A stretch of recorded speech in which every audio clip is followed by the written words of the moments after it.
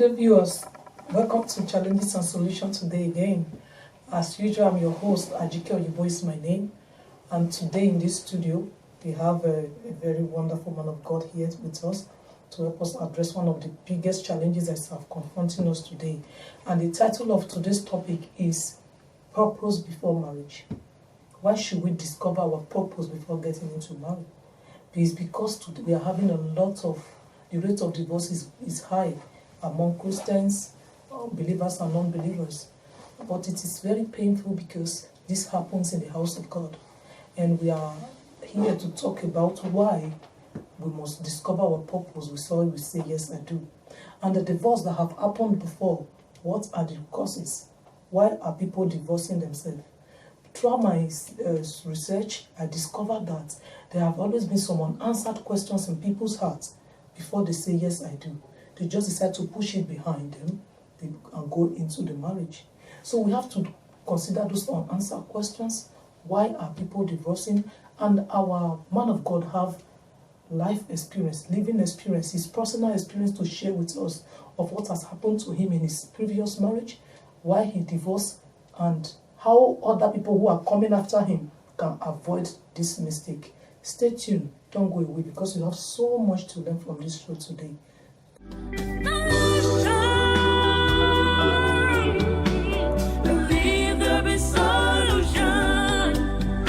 Welcome back, viewers. Like I said before we went on that short break, we'll be introducing our man of God to you. His name is Prophet Tony Kiao. Joe. So if I case, I don't know, it's very well you can help me. He's a minister from Great Fire Ministry International Church here in Den Haag or Amsterdam? Amsterdam. But then I'm going to set up a branch in Den Haag a few months ahead of us. Okay, so you are going to Den Haag. You were previously in Amsterdam. Yeah, I'm in Amsterdam. I live in Amsterdam. I'm inside Amsterdam, and then we have to expand. Okay. So I am going to head the branch in Den Haag. Okay.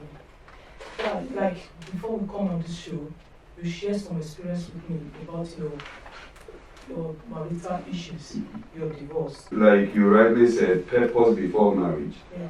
And everybody in this world need to discover his or her purpose. Yeah. Why God created you, why you are on this earth, what you are here for. And this is what we all need to discover before we enter into marriage. But some of us, we thought we knew our purpose. So we married partners that fit into what we were doing before. Okay. Then later on in life, you realize that what you thought was your purpose was actually not your purpose. We were doing anything anyhow. So when you really come to a realization that you have come to know why God created you, why you're on this earth, then it's like you have to transition from your old life to a new life. And that's where sometimes there's a friction. So when you're going to marry and what you're doing, it's actually not what your real purpose, your assignment on this earth is. It may make you make a mistake in choosing a partner that doesn't fit. Not that I wouldn't say wrong partner, but was everybody carries something. But what the person carries may not be what you need in your assignment on this earth. So I married, and but I would say that when I was married, I didn't know that I would be doing this work of God. Okay. So in that, when I chose a wife, she was a very good woman. She fit into every area of life at that time.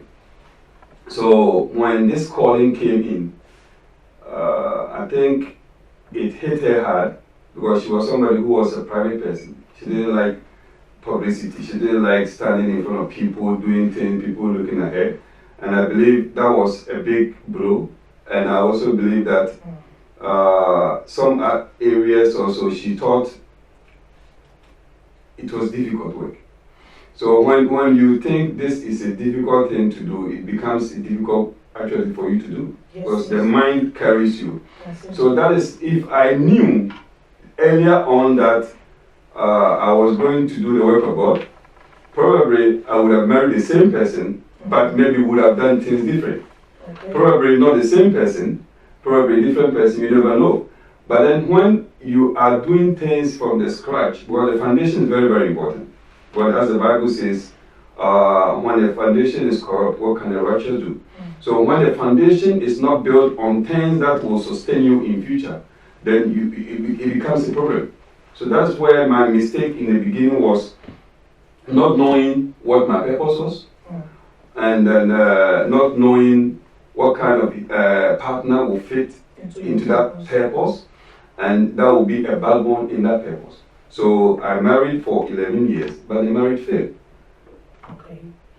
The main reason why the marriage failed is because you went into that marriage before discovering your purpose on earth. Exactly. So if someone have gone into this mistake before discovering their purpose, what do you think should be the right action to take if your wife does not fit into this purpose you think God has given you right now? Is it the best thing, like, oh, this woman does not fit into this purpose, I put her away, I look for somebody who is very vibrant and strong to fit into this ministry? No. Do you think that is the best No, it doesn't go like that. Okay. See, you don't just throw somebody away because the person, you have discovered your purpose in the marriage, so the person doesn't fit it, so you throw the person. No, it doesn't go like that. Okay. You discover a purpose on your journey, in life, or on a marriage journey. And the partner that you are, whether it is a man or a woman, everybody can discover a purpose in a midway. But the other partner who is supporting you, whether you're a man, your wife, or you're a woman, your husband, need to transition. Also find out this is what the new now or new us is. Because you're in together. So when you're in together, you are working together. But then the person, your partner need to what? Re-engineer him or herself to know what are my roles, what are my functions. And that is where the person need to learn, need to adapt. Adaptation is very, very important. And some people adapting is difficult. Okay, thank you very much. My question still remains because I have come across this. I'm talking from, some people have approached me and say, I just got married to my wife. I discovered that my wife is not good in my ministry. She doesn't fit into the ministry. I'm looking for a better person to fit into this ministry. Then they put their wife away. They're already thinking and meditating on it. Is that the reason, why you say this marriage cannot work anymore? You have to go, I go my own, because you didn't fit into my purpose? No, still no. See, I will use mine as an example. When my calling came and my ex-wife found it difficult, to transition or adapt certain things to fit into this ministry work, we sat down, we spoke on certain things, but her position was different. How she saw it was different. My position was different. And the whole thing was like, we are from different perspectives, and we couldn't agree on how to solve the issue. You cannot just throw somebody away. First of all, discuss with the person. In the dialogue will bring what the person needs. Maybe it is just a small thing, assurance, confidence level. So these are things that you can instill in somebody if the person wants it. So, but some people don't want it. If they don't want it, okay, cool, I don't want it, so I will not be part of it. Yes, I want it. I want to go forward. This is my ministry. This is my calling. So I want to go forward with it. And you say, oh no, I don't want it. So I don't want to be part of it. Then in that case, the marriage cannot continue. But if the person wants to adapt and work towards being a new person, having new mindset, new perspective in what you are doing, it doesn't have to be only in ministry. It can even be in public work. We have politicians who go into politics and their partners know, I'm not a public person, I cannot be a politician. That didn't happen.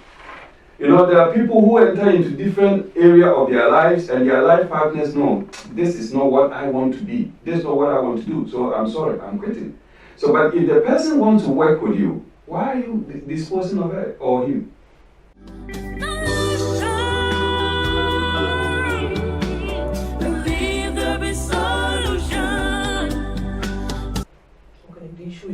does not want to work with you. Yes. If he or she doesn't work with you, well, you ask a general question. Yeah. So I want to give a general answer. If he or she doesn't work, it shouldn't be like only a man who got a calling and a woman who has to adapt. But in a marriage, a woman can also get a calling and a man has to adapt. But in your situation, it was me. Your wife does not want to go with you to the calling that you have been called for the purpose. My own questions remain like, I cannot say both of you does not believe in marriage. You believe in marriage, you believe in the integrity of marriage, and you were both Christian before you got married. So how have these contributed negatively or positively to the ministry that you are? For now, it is not negative, but it has been a burden in a way. The burden is that, when you're working with people, these marital issues come before you. Okay. So sometimes people who know what your own struggle is, and you're trying to, straighten them where things are going wrong, they may not have told you right in your face, but some expressions that they will make you think, hey, the person is trying to refer me to my own challenges in the past.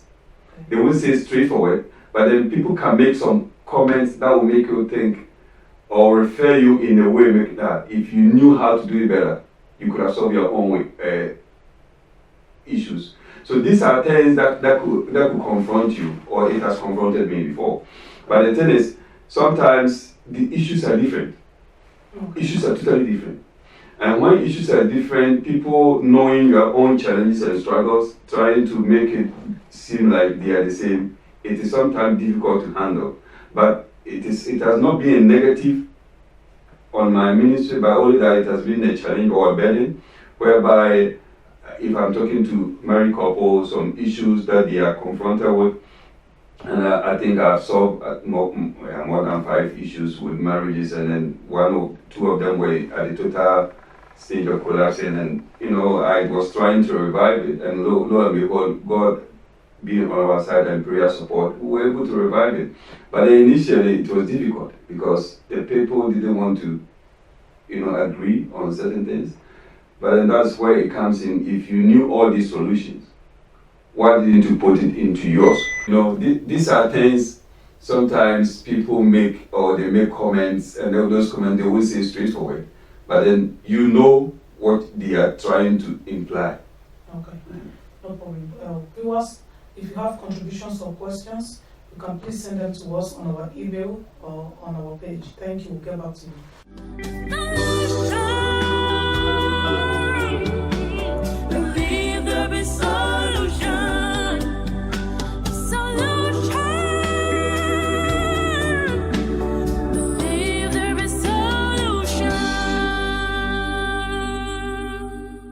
Welcome back, viewers.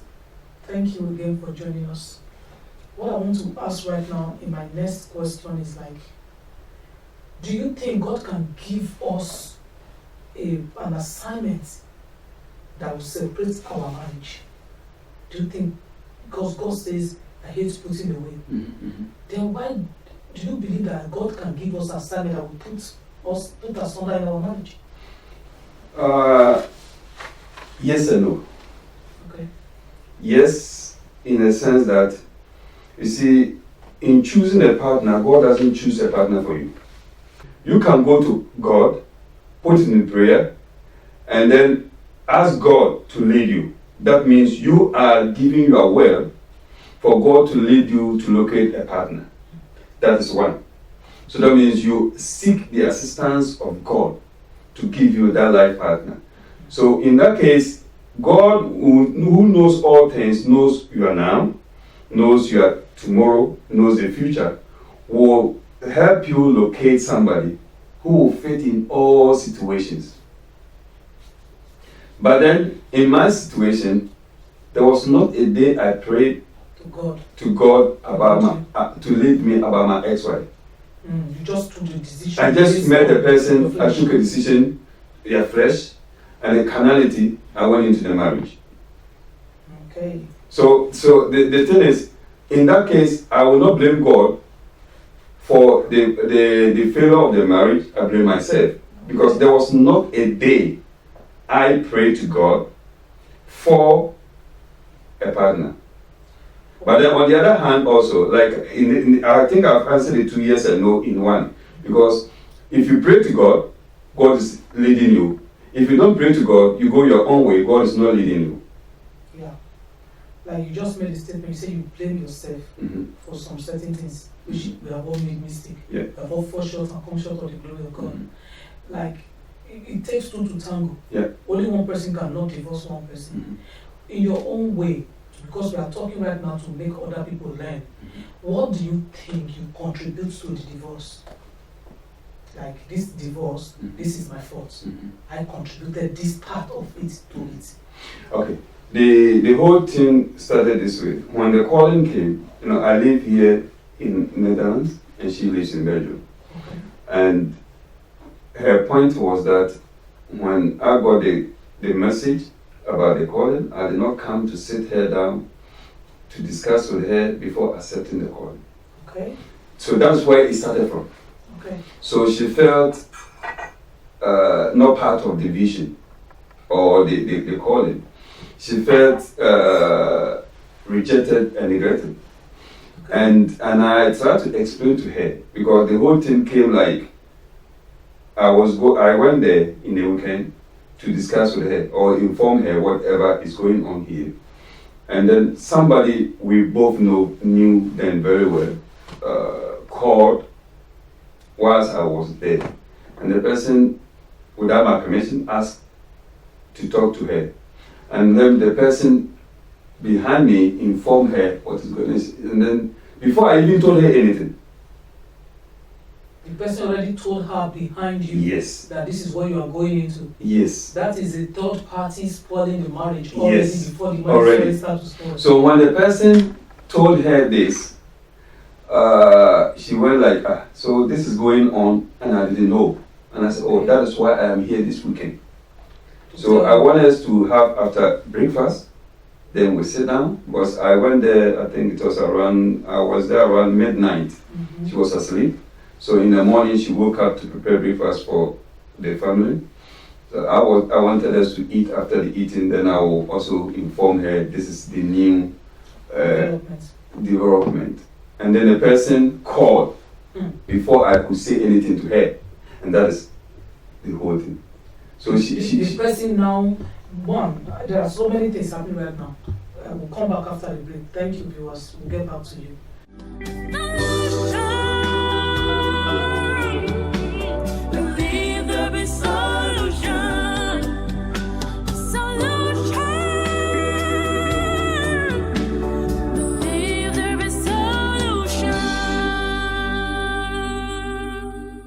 The issue is that you have a third party in this marriage who pass information from one person to another.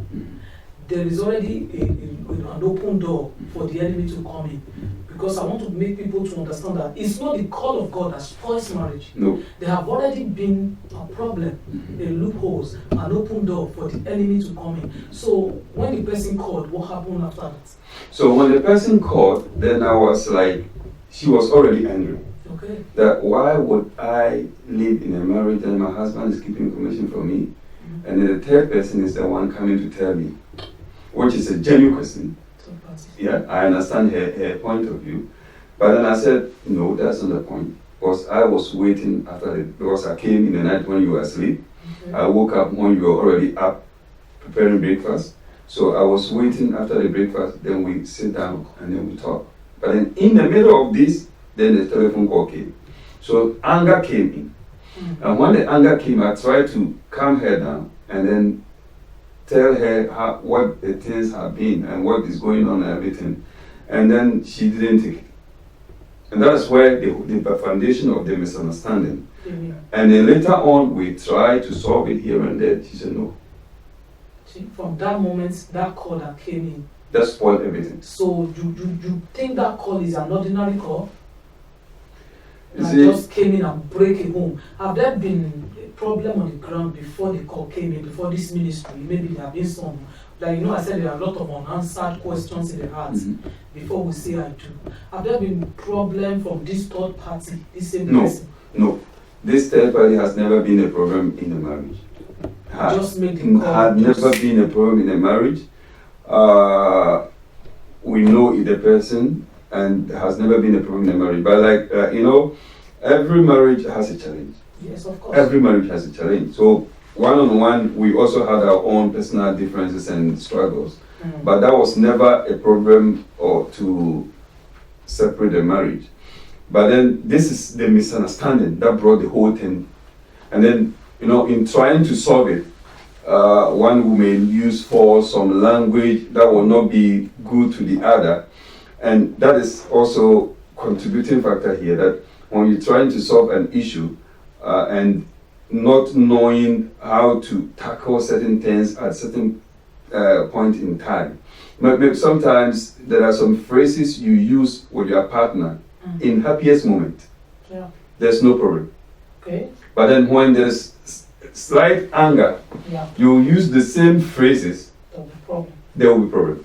Okay. So these are things that also contributed, because for between me and her, my ex-wife, we had a friendly, banter. We had a friendly jokes here and there. We can joke about each other.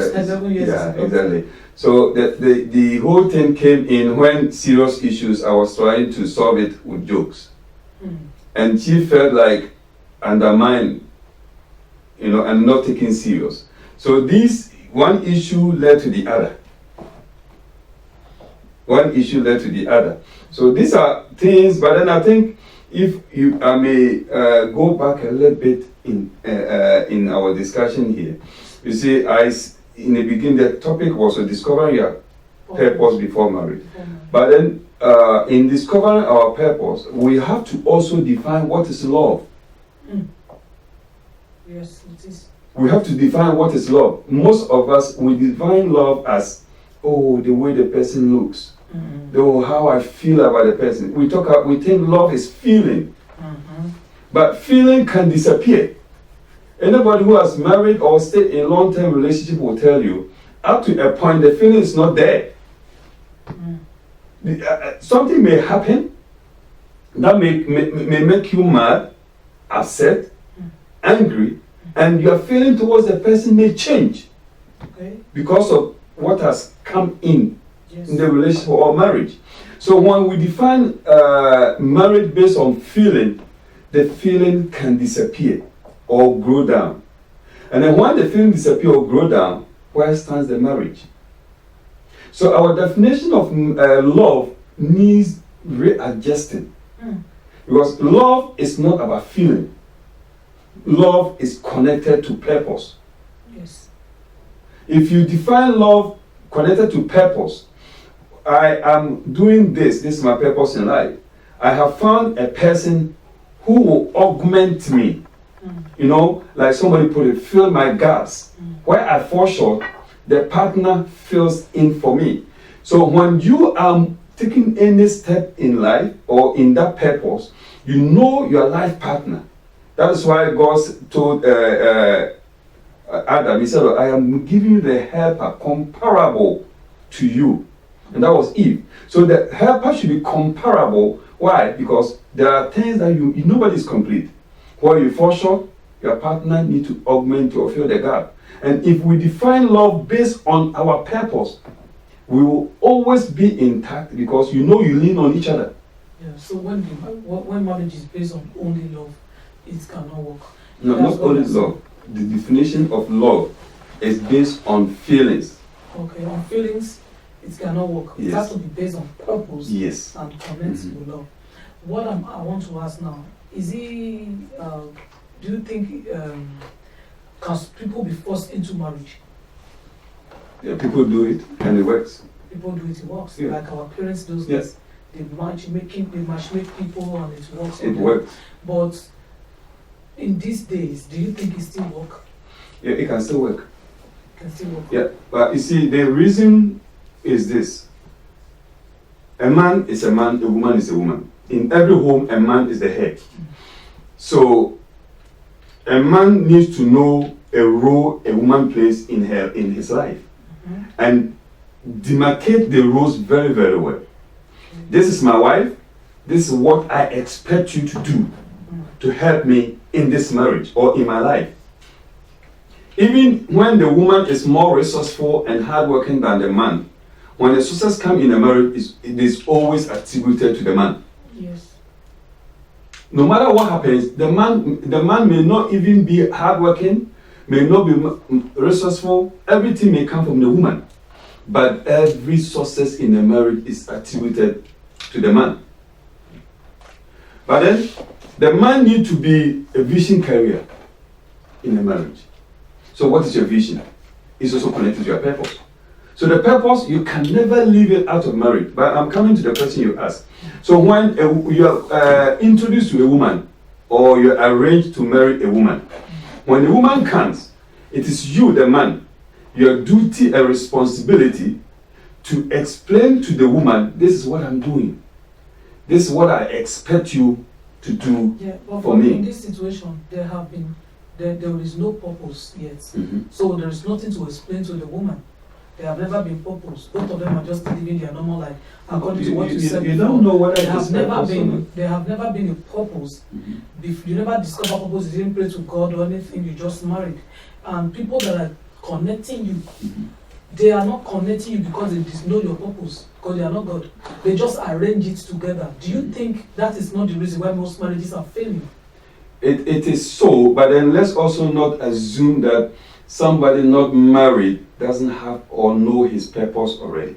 Some people already know their purpose and following the line before they married, or being introduced to a woman to marry. But then, whether you know your purpose or you don't know your purpose, a new person you don't know, you didn't observe the person to know whether the person fits into your purpose or not. So the person is coming total stranger. So it is you, still your responsibility to explain who you are, what you're doing, what you want to do, and what the person's contribution in the marriage is. Okay, thank you so much, sir. We will still continue the topic. Viewers, if you have anything to say to our discussion, you want to contribute anything, you are free to contribute or share your experiences with us, like any challenges you have. Here is challenges and solutions. Don't forget, we discover challenges and we find solutions, but we don't have all the solutions. We want to throw it to you. If you have any solution to our topic, feel free to send it to us, and we'll continue with the program shortly after the break. Thank you.